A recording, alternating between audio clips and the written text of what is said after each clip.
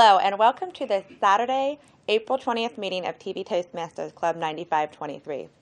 TV Toastmasters meets the first Thursday of the month at 6 p.m. and the third Saturday of the month at 9 a.m. at the Anderson Community Television Studio, located at 7850 5 Mile Road. We ask those you looking in the studio audience to join us for our meeting today. And if you're interested to actually join us here in the audience, check us out at www.tvtoastmasters.org. We have a great meeting in store for you today. I'd like to welcome those sitting in, those looking in at the from home. And I'm going to introduce our Toastmaster today, Mr. Steve Ahrenholz. Thank you, Madam President. Our guests here in the studio and those of you looking in from home. We have a great meeting here today. We have two speakers. We're going to have table topics. We will have our evaluation portion of the meeting. And I am going to call up our word of the day as the first part of our meeting. We'll find out what the word is that we are supposed to use, try to work it into our conversation during the course of our meeting. Help me welcome our word of the day, Peter Ruhlman. Thank you, Mr. Toastmaster, Madam President, fellow Toastmasters. What a great day it is. What a bright day it is. Which brings us to our word of the day, which is the adjective luminous. Luminous comes from a Latin root, and it refers to emitting or reflecting steady, suffused, or glowing light. The noun form of it is luminosity, which is the quality or state of being luminous. I do want to thank Rick Davis for providing us with this wonderful suffused light and creating a very luminous environment for this morning's meeting. And thank you for your attention. Thank you, Peter. Luminous. I think Michelle and I were just talking at the beginning of our meeting here before we went on camera about our luminous colors that we were wearing today. At this point, we are going to work on some of our impromptu speaking. This is the part of our meeting where we learn to think and speak on our feet.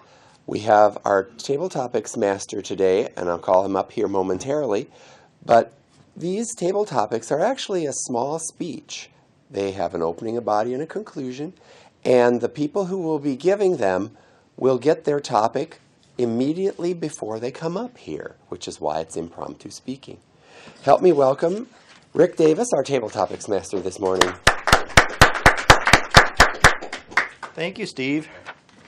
I thought we'd talk about firsts today. So I was trying to think of some firsts that people might have caused enough change in their life that they would remember that day or that event. And I remember the first car I ever had was a 56 Dodge. You drove the wheels off that thing, had a great time with it. But I was just wondering, Peter, what's your first car when you were a teenager?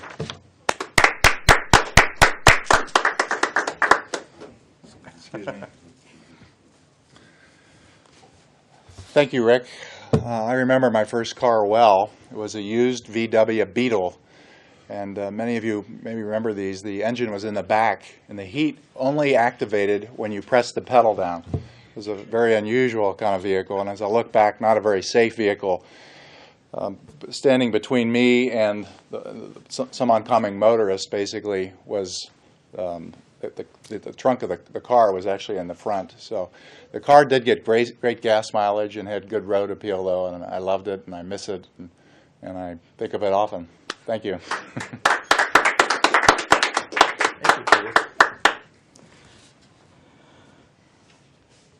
We're coming up on our 40th wedding anniversary, but there are some people who have been married less time and may have a better memory of their wedding day. Michelle, can you tell us about your wedding day? What you remember? Thank you, Mr. Table Topics Master. Well, it is pretty easy for me to talk about my wedding day since it just happened last June. And it was actually on June 9th this past year, and we went to Nashville to get married. So we decided to do a destination wedding. And we had 80 of our closest friends and family from the Cincinnati area, some from out of town. We had someone from my aunt and uncle from Pleasanton, California, come all the way in, and we all went down to Nashville for a weekend, which was a lot of fun. And it was actually surprisingly easy to plan my wedding from Cincinnati. So with the internet nowadays, you can literally log on and find vendors and get quotes. And so it was really easy to plan this celebration in Nashville, which we actually got married in Franklin, Tennessee. So we're coming up on our 1-year anniversary here in June, and I'm seeing where my husband plans to take me or surprise me for our wedding anniversary. Yeah, you may be surprised.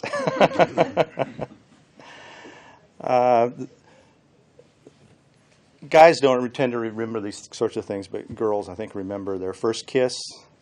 Sheena?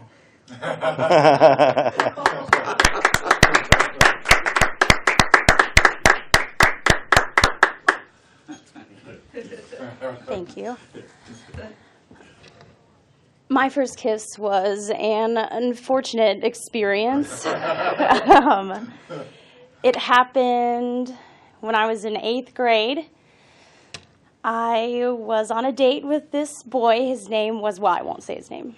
Well, you won't ever know him. His name was Jeremy. And we were sitting together. We were watching some movie. I don't know what it was. I was really nervous. It was my first boyfriend also. And he had reached over and he grabbed my hand, and I was comfortable with that.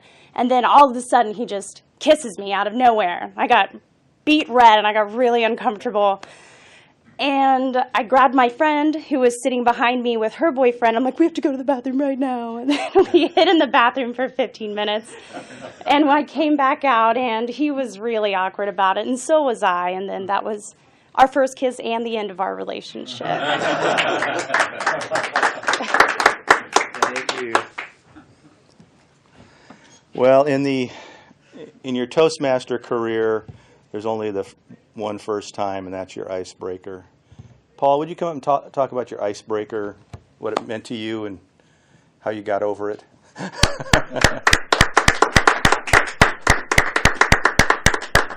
Thank you, Rick. Icebreaker, boy, I can't remember what it was. I think you're supposed to talk about yourself. And my icebreaker, I had a couple different topics about myself. And one that's kind of unique is I was into, from what I remember, books on tape. I was talking about the progression of books on tape. I was never really, I was good at math. I'm an engineer, I'm a good math, but I was never a really fast reader. And the books on tape, what it did for me, and I'm in sales, so I travel in the car a lot. It's opened up a whole world for me. And I think at that point, I recommended books on tape. I remember when they were just, wasn't quite 8-track, but it was the cassettes. And then it went to the DVDs, and then now it's all MP3. But you can get these things off the internet, online. You can, and what I do is I actually speed them up. I get a 3-hour show. I'll tape a show, and there's a little free program that you can use to speed the wording up, the tempo up. So it doesn't get squeaky, but it speeds everything up. So I could do a 3-hour show, which don't have any commercials, in about an hour. So I have different shows that I listen to. I'll record them from New York, Chicago. And it's very informative. So it's a very good thing for me, books on tape. And that was one of the main topics that I had during my my speech. So that's what it was for me. Thank you. Mm-hmm. We have some people that have unique experiences first time, and one of those individuals, I would like to have him talk about the first time coming to America. Shanker?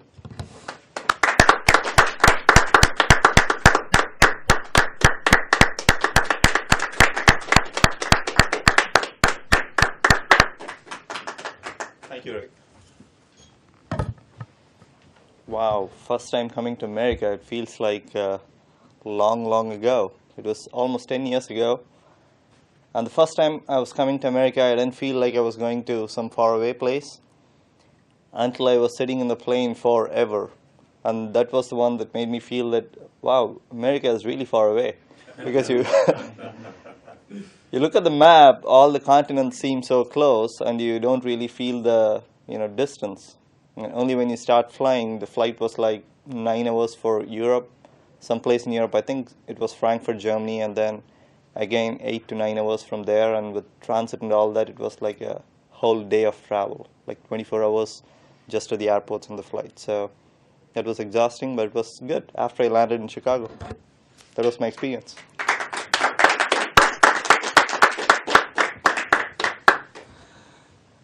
And the first day of college is always interesting because normally if you go anywhere away to college, it's like a trip. It's like a change in your life, a whole change in your life. So, Steve, would you talk about going off to college?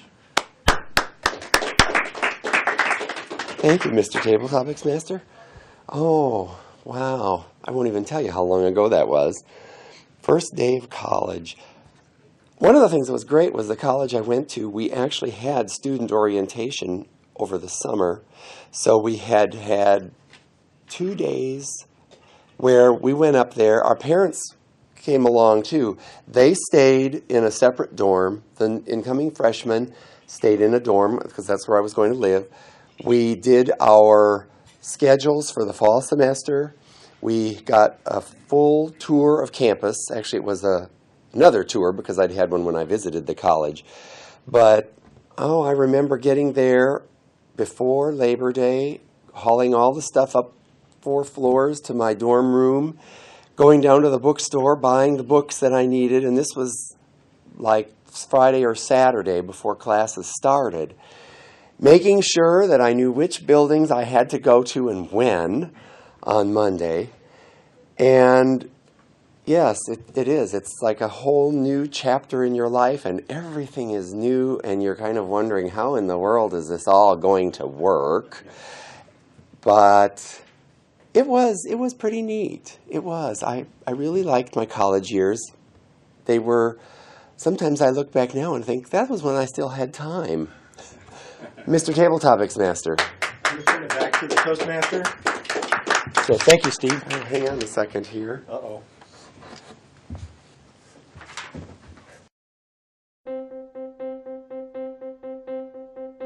Name an effective political leader in history who couldn't speak well. I take pride in the word, it's been known. There aren't any. Because when it comes to a disease, Freedom requires leadership, and leadership requires oratory. You have to speak to be heard. I have a dream. It's all about personal growth and guts. Never give in. Never, never, never.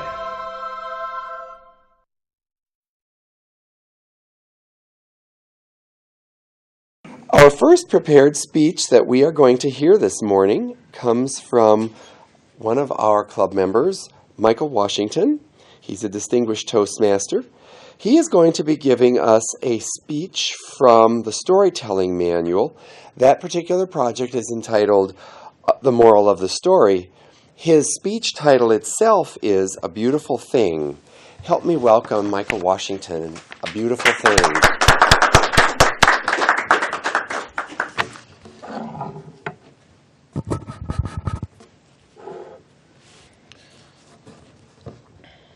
I have 2 sons who are young men, ages 23 and 24. And my oldest son, after being married a couple of years, at 40, I became a grandpa. My youngest son, he's still searching for that right person. Before online dating, social media, speed dating, or it's just lunch, my mom gave me some advice. Take your time. My dad, shop around.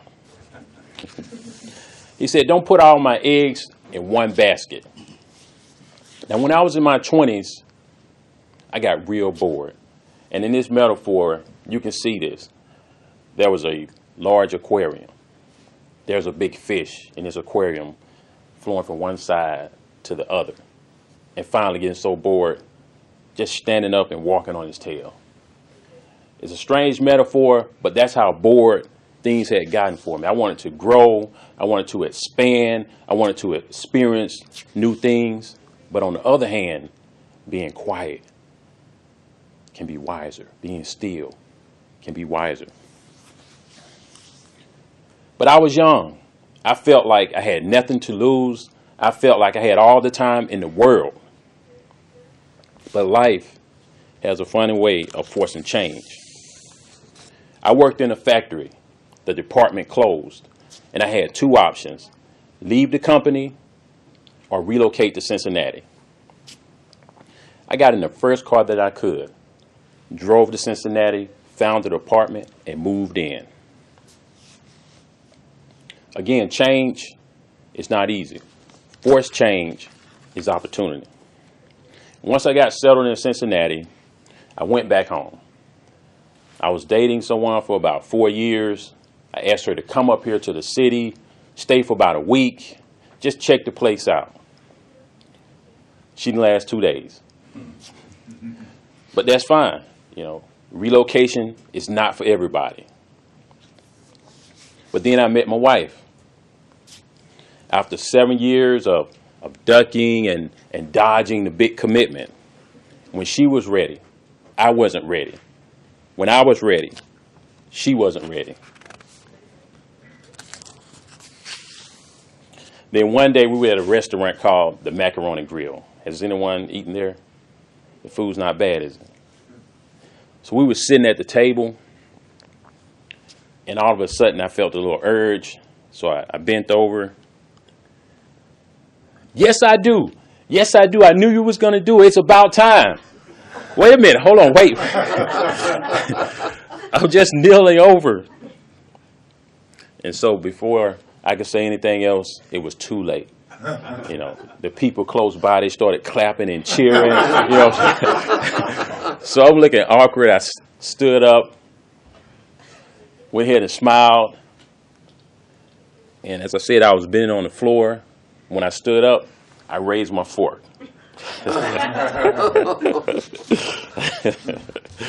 But everything was natural. We were deep into each other. I was feeling her, and for anyone who doesn't know what I mean, is I was L-O-V-E, in love with her. We had a solid commitment, and we were comfortable. And we were beyond the first year of flirting and trying to impress one another. All that was behind us. But for some reason, I wouldn't go all the way. Something was holding me back. And when it comes to taking action, some people will connect all the dots and do what needs to be done next. Some people will procrastinate. Then some people will do things at the quick of a snap. But I was thinking over my life, the past, the future, the now, and then I decided I'm not going to have any more regrets about anything I'm doing. I'm going to mess up sometime. I'm going to make mistakes. I'm going to take more chances. I'm going to take deep breaths. I'm going to loosen up. I'm going to dance, be silly. I'm going to be different and not take things so serious. I'm going to eat those banana splits instead of those salads, greens and beans. As a matter of fact, when it rains outside, I'm not going to grab my raincoat or pop open an umbrella. In the trip that I want to take, I'm going to take it without packing any bags or any luggage. I'm living every day like it's paradise in the summer, winter, fall, and spring. Instead of living in the future, I'm having moments. I want more moments. I'm having a moment right now. My mind is made up. I'm getting married. I got married. And every now and then, I wonder, should I have waited one more moment before jumping over the broom? But through it all, it's a beautiful thing. Mr. Toastmaster. Thank you, Michael. All the education in the world won't help you get ahead in life if you can't express your ideas effectively. Every day, competition for advancement gets tougher and tougher. You need an edge. A Toastmasters club can give you that edge. A low-cost learning experience for men and women. Toastmasters gives you the confidence to express your ideas to anyone. Get the Toastmasters edge.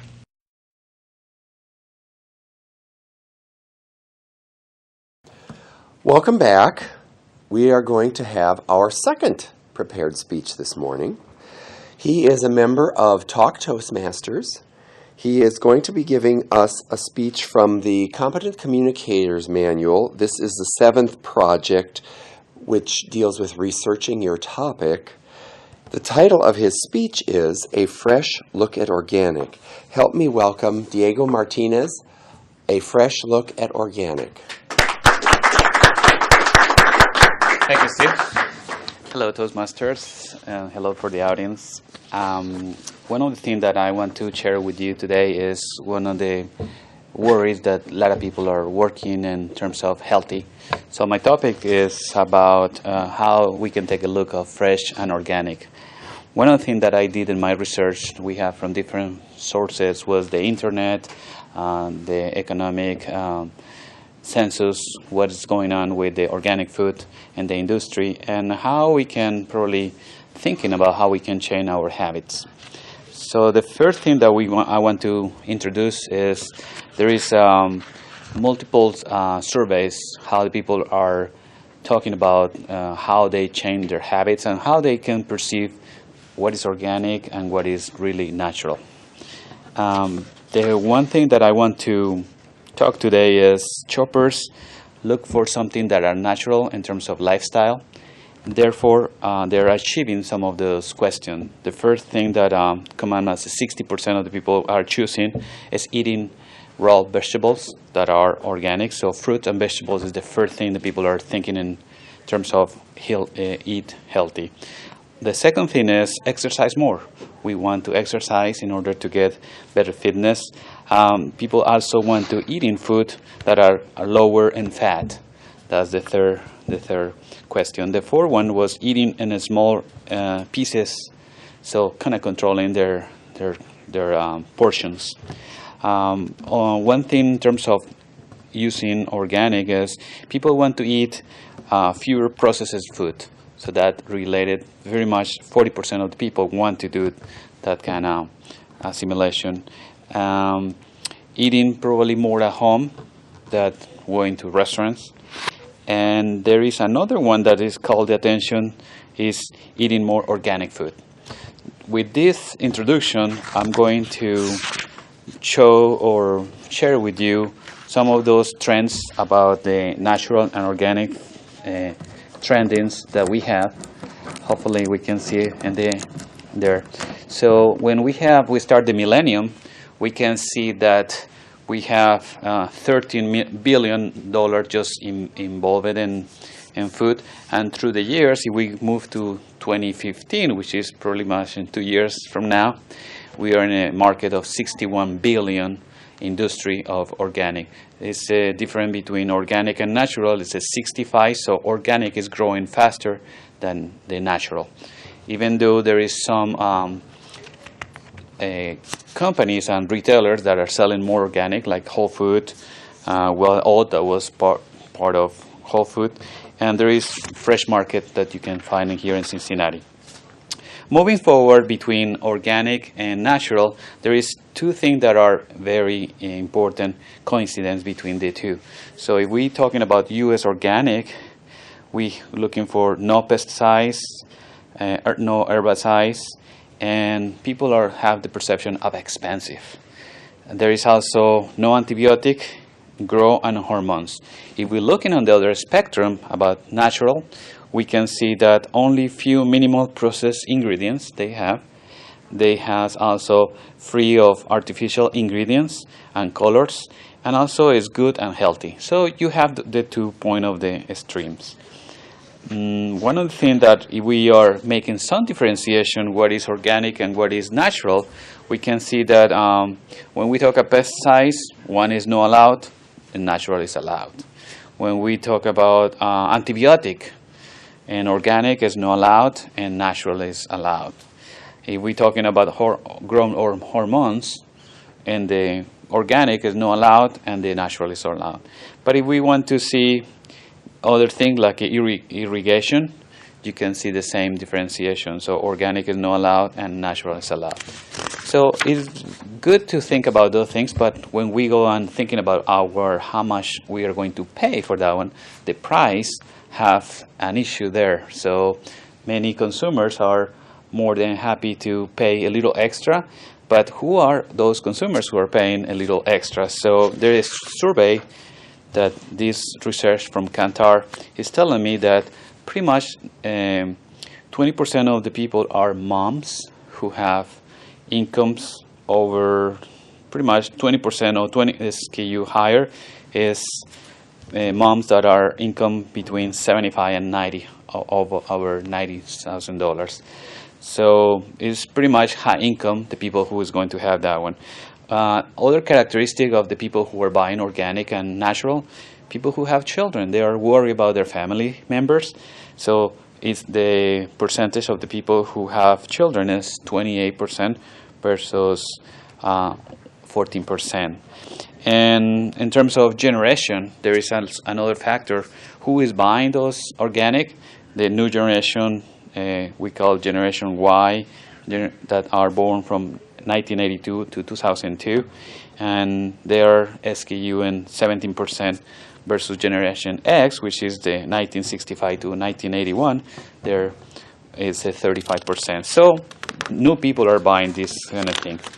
So where I'm going with this is what are the most important thing when you buy organic? If you put in classification in terms of grouping all the products, people always want to get, first of all, fresh and vegetables.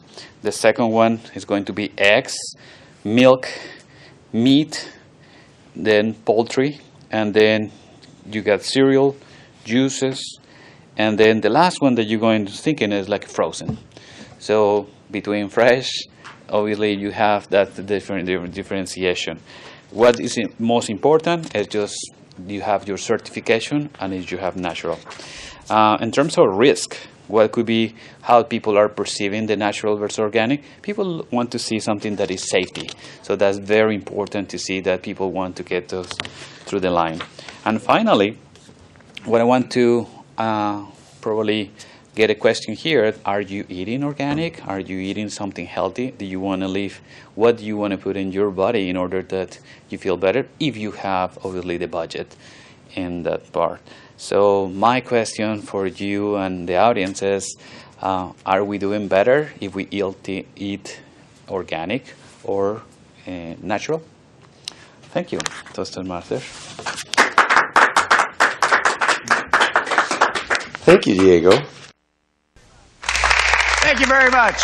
And now for our next speaker, Stanley Glitchner.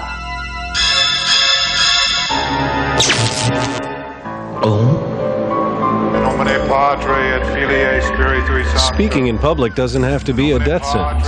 At Toastmasters, we can help you overcome your fears.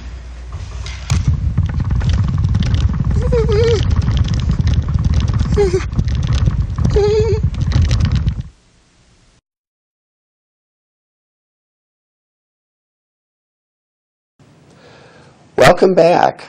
Now we're going to start that portion of our meeting where we're going to get evaluations of different aspects of our meeting as well as specific comments for the two prepared speeches that you heard this morning.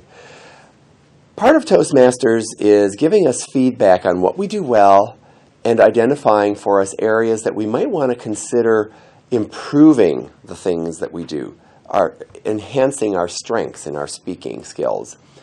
Our general evaluator for this morning's meeting is Paul Wessels. He is also our Vice President of Education for TV Toastmasters. He's going to be leading his evaluation team and giving us feedback on our meeting today and the speeches that we have heard. Help me welcome Paul Wessels, our general evaluator. Thank you, Steve. Sometimes evaluation can be even harder than actually just doing. So, and it can also be a very luminous experience for you. So this is the evaluation portion of the meeting, and speakers are given feedback from their peers. What we're going to do today, we're going to bring up our first evaluator, Shankar. Shankar Raswa is going to evaluate our first speaker, Michael Washington. So Shankar.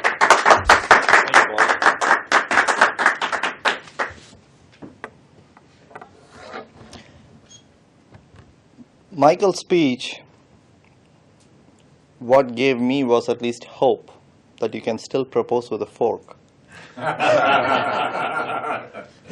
It's a beautiful thing. That's a great topic, and one of the biggest strengths that Michael possesses in his speech, and I've seen this over and over, is he gets straight to the point. He immediately opened his speech by getting into the story. His speech throughout was kind of peppered with good humor. He started telling us his dad's perspective and mom's perspective as an advice to his kids, and 7 years of ducking and dodging on your side, really? You must be a pro. The only suggestion I had for him was, towards the climax, you could have paused a little bit to get your point across and tie things back to your topic. You had a good voice modulation throughout the speech, and I agree, your metaphor was a little bit strange. Initially, I thought maybe fish do walk on tails here. Otherwise, it was a terrific speech. You got the point across, and I loved your topic. It's a beautiful thing. Thank you. Thanks, Shankar. Our next evaluator, who is going to evaluate Diego Martinez's speech entitled Fresh Look at Organic, is Sheena Staten. Sheena. Well, thanks for sharing, Diego. The purpose of this speech was to talk about something that the audience could easily relate to. You had to use a bunch of sources, numerous sources, and support your points with those sources. In terms of your topic, I thought that it could be a little bit more relatable to the audience. I know going organic and being healthy is a current trend, but in terms of, I don't know, I just thought the topic could be a little bit more relatable in terms of the stats and the purchases people make. But all around, good job on picking up the current trend. You did research the topic well. You said you used 4 sources, used the internet and the census, so that's good.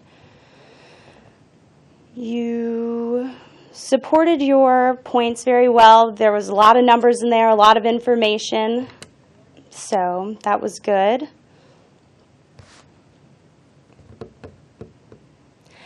How clear was the speaker's purpose? I knew your purpose was to inform, obviously, since there was so much information and so many stats. However, I wasn't sure. You didn't make it clear why we were hearing all these stats, or maybe I just simply didn't hear it. But next time, just make it a little bit more clear why we're up here and why we're listening to you. What I really liked about your speech is that you did use a visual. I thought it could be a little bit bigger, though. I know I had trouble seeing it in the back, but it's nice that there was a chart. I myself like charts. I like visuals. Also, I love the amount of information that you used. That was a plus. And something that you need to work on next time would be your clarity of purpose, picking a topic that's a little bit more relatable. And I thought that your organization needed a little bit of help. It felt like a business presentation, but it didn't seem so much like a speech because I was unsure why we were hearing all of the information. But overall, good job. I learned a lot of stuff I wouldn't think about learning, so thank you. Thanks, Sheena. It is time now to call the reports up here, and our first reporter is going to be our grammarian. And what the grammarian does basically is tells us how we use grammar during the meeting, also counts our mistakes, and the use of the word of the day. So please help in welcoming Peter Ruhlman, grammarian. Peter. Thank you, Paul. And congratulations to this group for a wonderful job. I learned a lot today. It was a very luminous day, in fact, with respect to knowledge transmission. I'll just make some comments. I took notes on each of the speakers. Steve, almost perfect. I did hear the use of the word like, the team use of that a few times. It was like a Saturday or Sunday. that kind of rubs me the wrong way because I have a couple of teenagers at home. I myself, that I'm aware of, used twice. Michelle was perfect, as usual. Rick Davis, I heard one. Sheena likes I hear that at least 7 times. Paul Wessels, 3 times Shankar, 4 times Michael, wonderful speech. Only one grammatical error I heard is you said not to take things so serious, which is an adjective, and I think you want the adverb seriously would be more active. Diego, great speech. You're not a native English speaker. I really, really respect what you've been able to do. I know a little German, a little French, but to go and give a speech in another country would be impossible for me. A lot of uhs, maybe about 15, a couple of ums. I heard one grammatical error. You said there is 2 things. I don't remember the context of it, and the verb would be plural. There are. I heard that twice, actually. The people who is going to buy organic should be the people who are going to buy organic. The word of the day, I heard Steve use it twice, Paul used it once, and I myself used it 4 times. Thank you for your attention. Thanks, Peter. Timing's always important, and particularly when you're trying to produce a television show or anything where time is critical. It's good to practice that. So here at Toastmasters, we keep track of time, and everyone here has a certain amount of time with which to give a response or a speech. And to give us our report, the timer report today is Michelle Lewis. Michelle. Thank you, Mr. General Evaluator. I was a very bad timer today. I think twice I caught myself, or maybe 3 times, so engaged in the speakers that I forgot to switch things up. So my apologies up front. We actually had a lot of quick speakers today. So Peter, for the word power, you were 40 seconds. Typically 2 to 3 minutes is what we target. For our table topics, our target is 1 to 2 minutes. Peter, you were at 35 seconds. I was at 1 minute and 6 seconds. Sheena, you were at 54 seconds. Paul, you were at 1 minute 22 seconds. Shankar, you were at 52 seconds. And Steve, you were at 1 minute and 28 seconds. Our speakers were right on point. Michael had a 4 to 6 minute speech, and you came in at 5 minutes and 30 seconds. Diego's was 5 to 7 minutes. You came in at 7:08, but we give a 30-second leeway, so you were still within your allotted time. For our evaluation team, Shankar was at 1 minute and 27 seconds. We are typically target 2 to 3 minutes. And Sheena was at 2 minutes and 20 seconds. And finally, for the grammarian report, Peter was at 1 minute and 40 seconds. Thank you. Thanks, Michelle. Just to give a few overall comments about the meeting. Again, timing, we started at 20 after, and that's actually pretty average for us. We're here at 9 o'clock, and it usually takes a couple minutes to get set up. A little late, I would think, but pretty close to what we normally do. As for Toastmaster, just my initial comments, Steve is always fantastic. Humorous, good comments in between, very interesting comments in between. Keeps the meeting flowing very well, and I thought today was particularly good. Did a good job today. Just going down the list, Rick with Tabletopics, did you notice he included everyone in the room except the 2 speakers in Tabletopics, which I thought was great. Everyone gets to participate. I thought that was really good. Just a couple comments on the speeches. Michael, always lovely, very good up here, very relaxed, move around real well, and good use of humor. And I like some of your statements here, shop around, some of the classic eggs in one basket type of thing. So that's very good, nice humor. Diego, I'm your kind of listener. I love lots of information and something that tells us or teaches us something. And that's what you did, I think, with your speech. It taught us a little bit about what's popular nowadays is organic versus non-organic food and how to stay healthy and those kind of issues. Speech is very relevant, and I enjoyed it. Evaluators were both good. Everybody made good comments about the evaluations, and both of you used positive and negative, and your favorite thing about the speech. So I thought that went really well. And I just want to give the Toastmaster a few minutes here to make comments on his overall impressions. Steve? Thank you, Mr. General Evaluator. Good job on your part, too, because one of the things that a general evaluator does is they provide some perspectives on the conduct of the overall meeting, but they also provide the evaluators with some individual feedback, telling them what they did well and some of the things that they might want to consider changing in future evaluations. So good job, Paul. Thank you. For those of you who were able to join us last Saturday at our effective listening workshop, we had a really good workshop. I don't know when we'll decide to offer it again, but it went very well. I think the only problem we ran into is that we had to compress some of the things in the latter part of the workshop because it needed more time than what we had allocated for it. It took us a good solid 3 hours, and I think if we were going to do it again, we'd have to just get it moving a little faster in the beginning. But I think everyone that was there enjoyed it. We learned a lot about the importance of listening, and that people who listen a lot often are considered really great listeners as well as speakers because they learn a lot. I'm going to turn our meeting back over to our president, Michelle Lewis, and she'll have some closing comments. Michelle? Thank you, Mr. Toastmaster. What a great meeting today. It's always a pleasure to come and spend my Saturday morning with you guys and to listen to some fantastic speeches and some great feedback. We appreciate those of you looking in at home. We hope that maybe you'll come and join us in the studio. We meet at 7855 Mile Road in the Anderson Community Television Studio the first Thursday of the month at 6 p.m. and the third Saturday of the month at 9 a.m. So we welcome those of you to join us. To my fellow Toastmasters, have a great weekend, and this concludes our Saturday, April 20th meeting of Club 9523 TV Toastmasters.